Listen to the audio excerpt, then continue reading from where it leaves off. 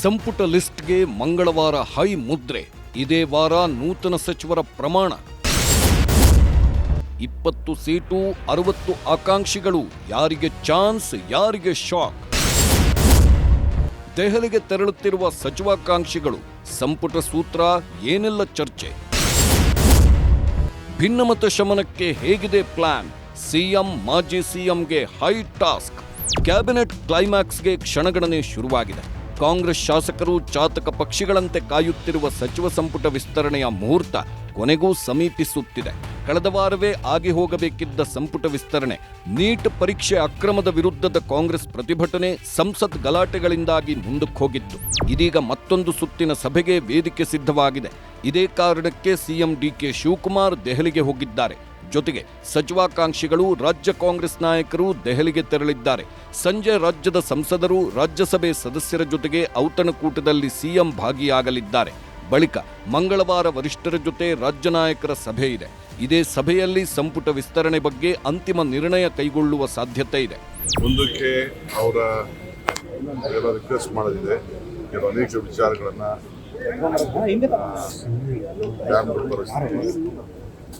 ಅನೇಕ ಸಮಸ್ಯೆಗಳನ್ನ ನಾವು ಗಮನಕ್ಕೆ ತರೋದಿದೆ. ಯಾವ್ಯಾವುದು ಪ್ರಾಜೆಕ್ಟ್ಸ್ ಎಲ್ಲ ಇದೆ, ಧ್ವನಿ ರಾಜ್ಯದ ಪರವಾಗಿ ತೆಗೆದುಕೊಳ್ಬೇಕಾಗ್ತದೆ. ಒಟ್ಟಾಗಿ ಅದನ್ನು ಕರೆದಿದ್ದೀವಿ. ಆಮೇಲೆ 13ನೇ ತಾರೀಕಿಂದ ಸೆಷನ್ ಪ್ರಾರಂಭ ಮಾಡ್ತೀವಿ. 13, 14, ಆಮೇಲೆ 15 ದಿನ ಅಸೆಂಬ್ಲಿ. ಸಂಪುಟ ವಿಸ್ತರಣೆಗೆ ಕೌಂಟ್ ಡೌನ್ ಶುರು. ದೆಹಲಿಗೆ ತೆರಳಿದ ಸಿಎಂ ಡಿಕೆ ಶಿವಕುಮಾರ್. ಮಂಗಳವಾರವೇ ರಾಹುಲ್ ಜೊತೆ ಫೈನಲ್ ಸಭೆ. ಸಿಎಂ ಡಿಕೆ ಶಿವಕುಮಾರ್ ಸೋಮವಾರ ಬೆಳಿಗ್ಗೆ ದೆಹಲಿಗೆ ಪ್ರಯಾಣ ಬೆಳೆಸಿದ್ದಾರೆ. ಬೆಂಗಳೂರು ವಿಮಾನ ನಿಲ್ದಾಣದಿಂದ ಬೆಳಿಗ್ಗೆ 9:30ಕ್ಕೆ ದೆಹಲಿಯತ್ತ ಪ್ರಯಾಣ ಬೆಳೆಸಿದ್ದಾರೆ.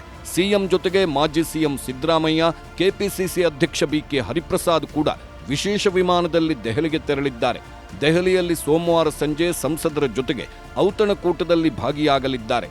ಮಂಗಳವಾರ ರಾಹುಲ್ ಗಾಂಧಿ ಅವರ ಜೊತೆಗೆ ಸಭೆ ನಿಗದಿಯಾಗಿದ್ದು, ಇದೇ ಸಭೆಯಲ್ಲಿ ಸಂಪುಟ ವಿಸ್ತರಣೆಗೆ ಗ್ರೀನ್ ಸಿಗ್ನಲ್ ಸಿಗಲಿದೆ.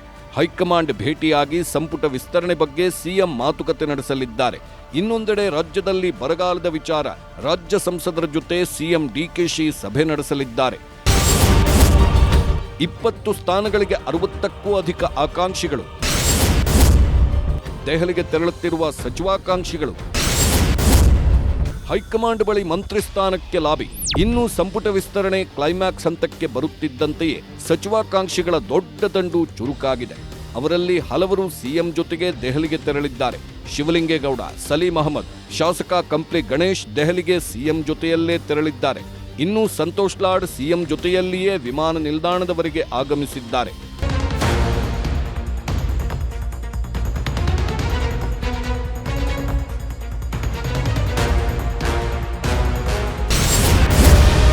ವಾರದೊಳಗೆ ಸಂಪುಟ ಪ್ರಕ್ರಿಯೆ.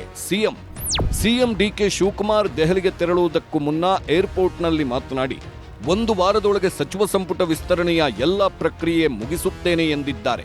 ತಾವೆಲ್ಲ ಆತುರದಲ್ಲಿದ್ದೀರಿ, ಎಲ್ಲವೂ ಶೀಘ್ರದಲ್ಲೇ ಅಂತಿಮವಾಗಲಿದೆ ಅಂತ ಹೇಳಿದ್ರು ಡಿಕೆ ಶಿವಕುಮಾರ್.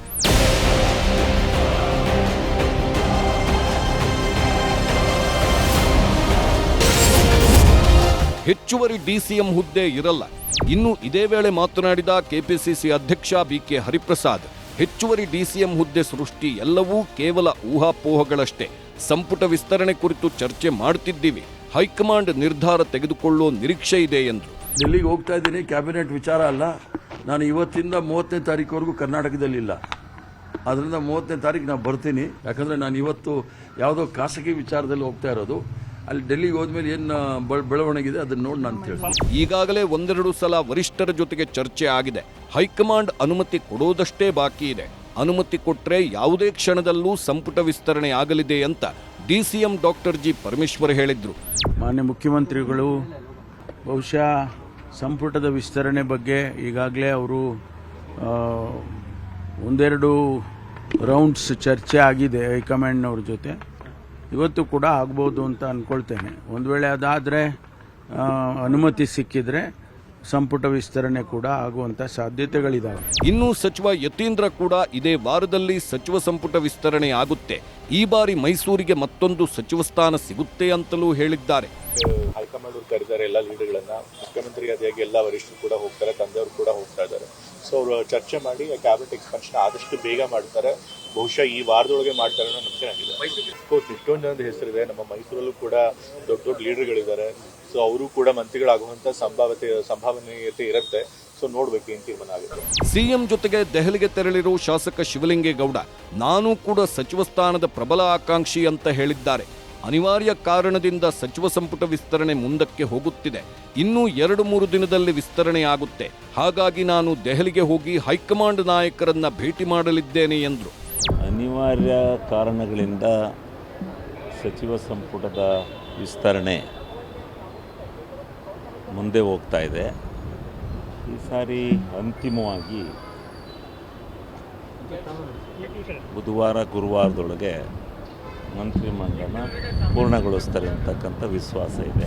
ಈ ನಡುವೆ ಸಚಿವ ಸ್ಥಾನದ ಆಕಾಂಕ್ಷಿಗಳಾದ ಶಾಸಕ ಸಲೀಂ ಅಹಮದ್ ಸಿಎಂ ಜೊತೆಗೆ ದೆಹಲಿಗೆ ತೆರಳಿದ್ರೆ ಸಂತೋಷ್ ಲಾಡ್ ಏರ್ಪೋರ್ಟ್ವರೆಗೂ ಬಂದು ಸಿಎಂ ಭೇಟಿಯಾಗಿದ್ದಾರೆ.